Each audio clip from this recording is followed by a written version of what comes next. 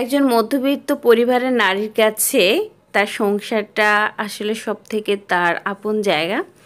তার জীবনে সবথেকে বেশি মধুর স্মৃতি বলেন কিংবা তার সবথেকে সুখের যে মুহূর্ত সেটা মনে হয় তার সংসারেই সে খুঁজে পায়। সংসার ছাড়া সে মনে হয় পৃথিবীতে কিছুই বোঝে না। এটা আমি আমাকে দিয়ে অনুভব করি, কারণ একটা নারীর জীবন অনেক ত্যাগ তিতিক্ষা থাকে শুধুমাত্র তার সংসারকে রক্ষা করার জন্য। বহু সমস্যাকেও কিন্তু সে মুখ বুজে সহ্য করে নেয় শুধুমাত্র সংসারকে রক্ষা করার জন্য। একজন নারী সম্ভবত পারে শুধুমাত্র তার সংসারের জন্য এত ত্যাগ করতে। আজকে যখন ফিলিস্তিনি বোনদের কথা মনে পড়ে আমার বুকের ভেতরটা কি বলবো এত বেশি কম্পন হয়, জানি না ভূমিকম্প স্কেলে যদি রেকর্ড করা হতো সেটা ঠিক কত মাত্রায় গিয়ে দাঁড়াতো।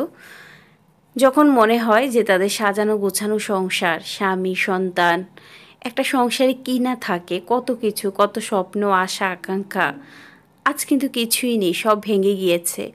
কত বোন তাদের সন্তান, তাদের স্বামীকে হারিয়েছে, কত ভাই তাদের সন্তান, তাদের স্ত্রীকে হারিয়েছে। এগুলো আসলে যখনই ভাবতে যাই আমার মনে হয় যেন কি বলবো, এই পৃথিবীটার প্রতি এত ঘৃণা চলে আসে বলে বোঝানোর মতো না। একটা মিথ্যে পৃথিবীর জন্য কত লড়াই, কত যুদ্ধ, কত কি। এখানে আমরা ক্ষণস্থায়ী, অথচ এখানে আমরা সুখে থাকার জন্য কী না করে চলেছি। হত্যার মতো জঘন্য কাজ পর্যন্ত আমরা করতে দ্বিধাবোধ করছি না।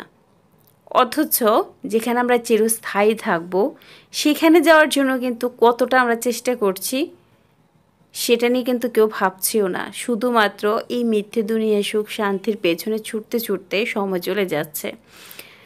আসসালামু আলাইকুম এভরিওয়ান, কাছে দূরে দেশে দেশের বাহিরে যে যেখান থেকে আমার ব্লগটি দেখছেন, কিচেন অ্যান্ড ডেলি ব্লগসের নতুন একটি ব্লগে আমি এমটি লিজা সবাইকে জানাই অনেক অনেক শুভেচ্ছা। সকাল সকাল ঘুম থেকে উঠে নামাজ পড়ে মেয়েকে নাস্তা খাইয়ে স্কুলে গাড়িতে তুলে দিয়েছি। তো এখন বাসার কাজকর্মগুলো করে নেব। তো একদম 6টা থেকে কাজ শুরু করি যাতে মোটামুটি 10টার ভিতরে আমার কাজ শেষ হয়ে যায়। তো যেদিন বেশি রান্না থাকে সেদিন 11টা বা 11:15 বেজে যায় শেষ করতে করতে, যেহেতু সব কিছু ক্লিন করি। তো এখন সবসময় আবার ভিডিওতে দেখা গেছে এগুলো দেখানো হয় না। আর দেখা গেছে এক হাতে কাজ, যেহেতু মা এখনও আসে নাই, তো মা যদি থাকে তাহলে আবার দেখা গেছে কথায় কথায় কাজ শেষ হয়ে যায়, মাও করে আমিও করি। তো দেখা গেছে কাজের ফাঁকে আবার আমাকে ছাদে যেতে হয় গাছ দেখার জন্যে, বারান্দার গাছেরও যত্ন নিতে হয়। তো মা যখন ছিল তখন কিন্তু ছাদের গাছ আমাকে দেখতে হতো না, আমি 2-4 দিন পর একদিন যেতাম মায়ের সাথে। এখন যেহেতু মা নেই সেহেতু আমাকে কিন্তু প্রত্যেক দিনই 2-3বার ছাদে যেতেই হয় গাছ দেখার জন্য। আবার মাকে ভিডিও কলে গাছ দেখাতে হয়, আবার দেখা গেছে গাছের আপডেট দিতে হয়। আসলে মার মানে গাছের প্রতি এত ভালোবাসা যে গাছ রেখে আসলে উনি যেতেই চাচ্ছিলেন না। তারপরও যাক, ওনাকে পাঠানোতে ভালোই হয়েছে, আপার জন্য একটু উপকার হয়েছে এই। তো দেখা গেছে এত দিক সামলাতে সামলাতে আসলে আমি ওই মানে সময় ম্যানেজ করা অনেক কষ্টদায়ক হয়ে যাচ্ছে। তো এর ভিতরে আবার ভিডিও শ্যুট করা, এডিট করা, আবার পাড়া আসার পর পাড়ার পিছনে সময় দেওয়া, সব মিলিয়েই কিন্তু দিনটা কেটে যাচ্ছে। আসলে সংসার জীবনটা এমন একটা জীবন, এখানে অনেক স্বপ্ন, অনেক আশা আকাঙ্ক্ষা, অনেক ত্যাগ তিতিক্ষা, অনেক কষ্ট যন্ত্রণা, সব কিছু মিলিয়েই কিন্তু একটা সংসার হয়। সংসার বলতে শুধু স্বামী স্ত্রী সন্তান কিংবা পরিবার পরিজন কিংবা কিছু ফার্নিচার কিংবা ভালো খাওয়া দাওয়া আসলে এটাই নয়। এর পাশাপাশি কিন্তু সুখ দুঃখ হাসি কান্না মিলিয়েই কিন্তু একটা সংসার হয়। একটা সংসারে একজন নারীর হাজারো স্বপ্ন থাকে, কিন্তু কোনো একটা ঝড় এসে যদি সেই স্বপ্নগুলো ভেঙে দিয়ে যায় তখন যে কতটা কষ্ট হয় আসলে এটা বলে বোঝানোর মতো হয় না। আজকে যখনই ফিলিস্তিনি ভাই বোনদের কথা মনে পড়ে আসলে এত খারাপ লাগে, চোখের পানি কোনোভাবে ধরে রাখতে পারি না। যখনই মনে হয় যে দিনটা যদি আমাদের সাথে আসে, আমাদের হয়, আমাদের উপর এরকম হামলা হয়, মানে কি করব, কি করে নিজের সন্তানকে বাঁচাবো কিংবা নিজের স্বামীকে বাঁচাবো কিংবা পরিবারের লোকজনকে বাঁচাবো, কি করে নিজের বোন নিজের আত্মীয় স্বজন আছে কি করে মানে সবাই বাঁচবে, সবাই রক্ষা পাবে। আজ কারো স্বামী নেই, কারো সন্তান নেই, কারো স্বামী সন্তান দুজনই নেই, কিংবা কারো স্ত্রী নেই, সন্তান নেই, কী যে একটা অবস্থার ভিতরে তারা আছে। আবার বিভিন্ন দেশে বড় বড় ভূমিকম্প হচ্ছে, এতে পুরো পরিবার সহ সবাই মারা যাচ্ছে।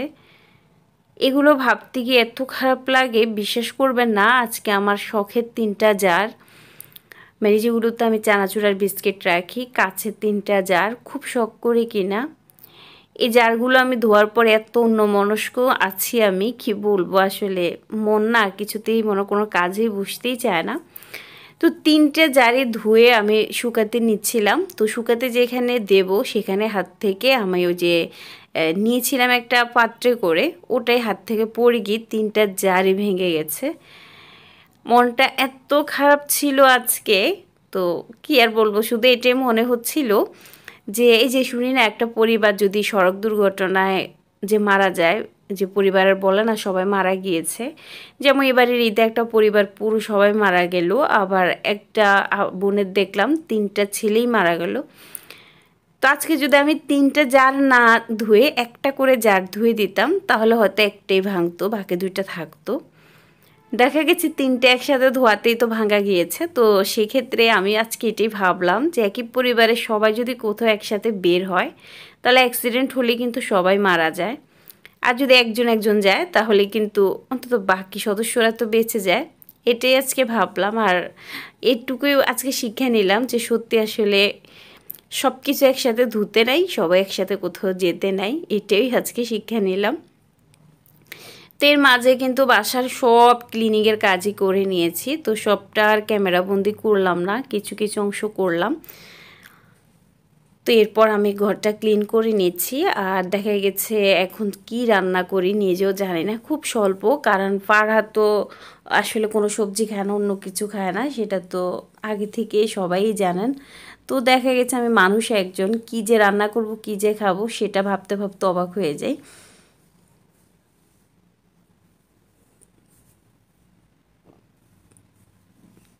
তো আমি কিন্তু ঘর মুছে এর ফাঁকেই আবার একটু নিচে গিয়েছিলাম, নিচ থেকে ডিম এনেছি, আরও কিছু জিনিসপত্র আনার ছিল, সেগুলো নিয়ে এসছি।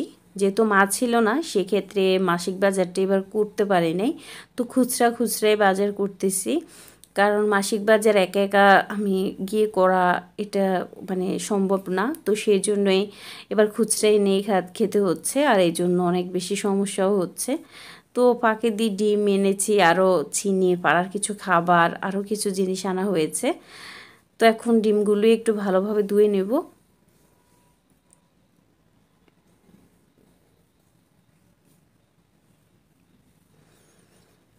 ডিম যদি ক্লিন করে ফ্রিজে রাখা হয় তাহলে কিন্তু আসলে দেখতেও ভালো, আর দেখা গেছে জীবাণু থাকারও কোনো সম্ভাবনা থাকে না। কিন্তু ডাইরেক্ট যদি ময়লা সহ ফ্রিজে রেখে দেওয়া হয় তাহলে কিন্তু ডিমে প্রচুর ময়লা থাকে, এটা কিন্তু অন্যান্য খাবারের জন্য অনেক বেশি আসলে সমস্যা হয়ে যায়। তো মোটামুটি আমি একদম সব কাজকর্ম শেষ করে গোসল করে নিয়েছি। তো আজকে আর কোনো রান্না দেখালাম না। আজকে রান্না বলতে আমি আগের মাংস রান্না করা ছিল, আর আমি একটু বেগুন ভর্তা করে নিয়েছি, আর অন্য কিছু রান্না করিনি। ভাত রান্না করেছি, সাথে বেগুন ভর্তা, বেগুন গাছের ছিল, তো গাছের বেগুনের ভর্তাই করলাম, আর মাংস রান্না করা ছিল ওটা। তো এখন আমি একটু বেগুন ভর্তা দিয়ে ভাত খাবো, অল্প ভাত, কারণ আসলে খেতে একদম মন চায় না, না পারতে খাওয়া। আর প্রতিদিন দুপুরে ভাত খেতে খেতে বিকেল 4টা বাজে, কারণ পাড়া স্কুল থেকে এসেই না একটু নাস্তা খাবে, খেয়েই ও গোসল করে নামাজ পড়ে ঘুমাবে। তো আমি কি একা একা খেতে পারি? তো ওই যে বিকেল 4টা বাজে ও ভাত খাবে, তো আমি বিকেল 4টা বাজে ওর সাথে ভাত খাই। রাতে 11:30টার আগে ভাতই খাবে না। এখন ওর নানু না থাকাতে সব রুটিনগুলোই পরিবর্তন হয়ে গিয়েছে। তো কাজকর্ম সব কিছু শেষ করে খাওয়া দাওয়া করে নিলাম, এখন প্রায় 10:15টার মতো বাজে সকাল। তো পাড়া আসবে 12টায়, তো এর ফাঁকে আমি একটু মোবাইলও দেখবো, একটু রেস্ট করব, আর মায়ের সাথে কথা বলতে হবে।